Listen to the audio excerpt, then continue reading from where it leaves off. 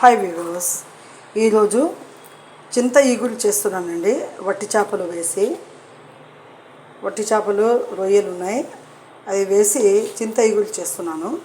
ఈ చింత ఈగులకి కాస్త ఎండలో పెట్టి దాన్ని బాగా ఎండించిన తర్వాత పొడి చేసి దాంట్లో ఈ ఎర్రగడ్డలు మళ్ళీ టమాటాలు వేసి చేస్తారండి. ఇప్పుడు చేసే విధానం చూపిస్తాను. చాలా రుచిగా ఉంటుంది చింత ఈగులు. हाय व्यूवर्स, आज मैंने दुबज्जा बनाता है। दुबज्जा एकदम बहुत बेहतरीन होगा। सूखी मच्छी डाल के और चुगुल डाल के मैंने बनाता है, चुगुल की बुकनी बना के। ఆ చింత చిగురును నేను ఈ విధంగా పొడి పొడిగా చేసేస్తానండి.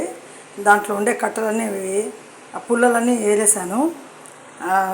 ఈ విధంగా రుద్ది బాగా ఇది చేస్తే ఇలా పొడిగా తయారవుతుంది. ఆ పొడి ఇప్పుడు దాంట్లో వేసుకొని మసాలాలో భలే బాగుంటుంది. చూపిస్తానండి విధానం అంతా.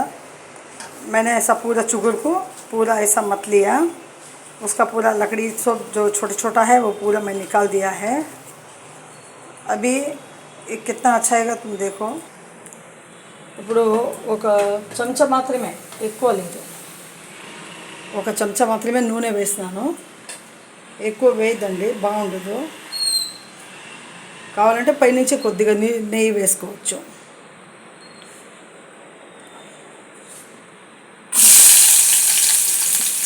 ఎర్రగడ్డలు అంతా వేసేయండి. దీనికి ఎర్రగడ్డలు ఎక్కువ కట్ చేసుకోవాలండి. కనీసం ఒక 2-3 అన్నా ఉండాలి. ఇది చింత చిగురు ఈగురుకు మంచి ఎర్రగడ్డలు 2-3 ఉండాలి. ये दुबज्जा बनाने के लिए, इसका नाम दुबज्जा है। ये दुबज्जा बनाने के लिए तेल में अच्छा प्याज आके एक 2-3 कट करना चाहिए। अच्छे से उसको लाल बनाइए। దీన్ని ఎర్రగడ్డల్ని ఎక్కువ ఎర్రగా చేయొద్దండి, కూరలో కావాలి కాబట్టి. ఇప్పుడు అల్లం వెల్లుల్లి పేస్ట్ వేసాను. కాస్త పచ్చివాసన పోయే వరకు మగ్గనియాలి.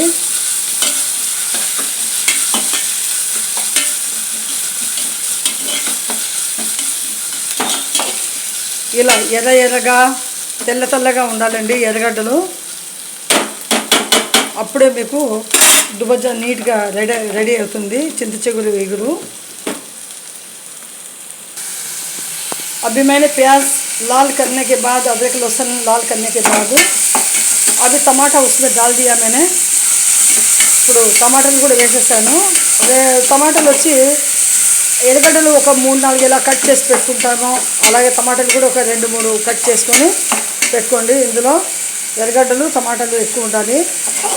దాంతోనే ఈ కర్రీ అంతా తయారవుతుందండి. చింత చిగురు ఈగురు దుబ్జా తయారు होगा।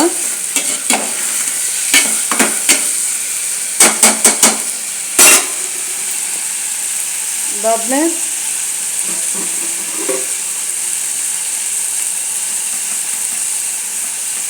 मैंने 1/2 स्पून मिर्ची मसाला डाल दिया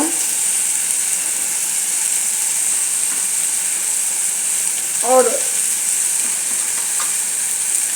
1.5 स्पून धनिया पाउडर डाला।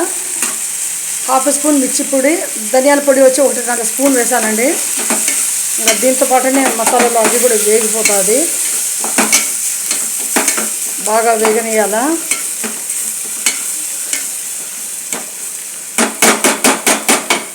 మీరు ఒక చెంచానే ఆయిల్ వేస్తున్నారు కాబట్టి మీకు అలా డ్రై అనిపిస్తే కొద్దిగా నీళ్ళతో ఫ్రై లాగా అలా చేసుకోవాలండి. నీళ్ళతో చేస్తే లూజ్గా బాగుంటుంది, ఫ్రై చేయడానికి అనుకూలంగా ఉంటుంది. तेल कम डाला है मैंने, इसलिए थोड़ा पानी डाल के थोड़ा फ्राई करने का, क्योंकि ज़्यादा तेल खाना अच्छा नहीं है। बस 1 चमचे से ही सालन अच्छे से बना सकते हैं।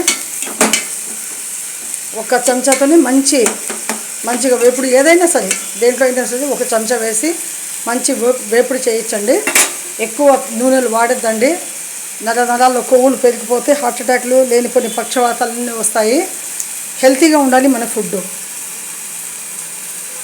అలాగే కొద్దిగా పసుపు వేస్తున్నాను.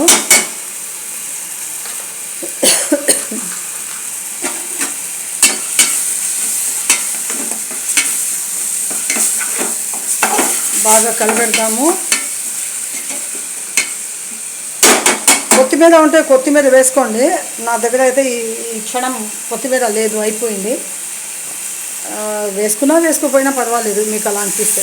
ఇలా కొద్దిగా నీళ్ళు వేసుకొని బాగా దాంతోనే ఫ్రై చేస్తూ ఉండండి. బాగా అనగాలన్నమాట, మెదిగిపోవాలి. अच्छे से माश हो जाएगा. थोड़ा पानी ज़्यादा ऐसा पानी डाल के इसको माश कर दो.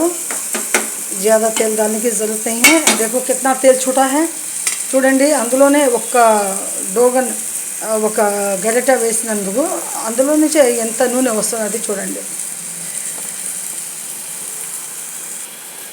ఇప్పుడు చూడండి, ఆల్రెడీ నేను ఈ చిన్న చిన్న చేపల్ని ఫ్రై చేసి పెట్టుకున్నాను. ఈ చిన్న చేపలు రొయ్యలు ఆల్రెడీ ఫ్రై అయి ఉన్నాయి. ఎందుకంటే ఇప్పుడు బాగా ఉడికిపోతాయి. ఇవన్నీ నేను వేసేస్తున్నానండి. చింత చిగురు అంటే అదే చింత చిగురు, ఈ చేపలు ఇగురు భలే ఉంటుంది. చూడండి, దాంట్లో కలిపెడుతున్నాను. मैंने पहले ही उसको छोटा छोटा फ़िश को फ्राई करके रख दिया था मैंने, ड्राई फ़िश को, और जल्दी अच्छे से पक जाएगा, कच्ची बास नहीं रहेगा. आप लोग भी अच्छे से बनाइए. ఇప్పుడు నేను చింత చిగురు పొడి వేస్తున్నానండి. ఆ డ్రై పొడి వేస్తున్నాను. ఇందులో డ్రై అయితేనే బాగుంటుంది ఈ చింత చిగురు ఇగురికి.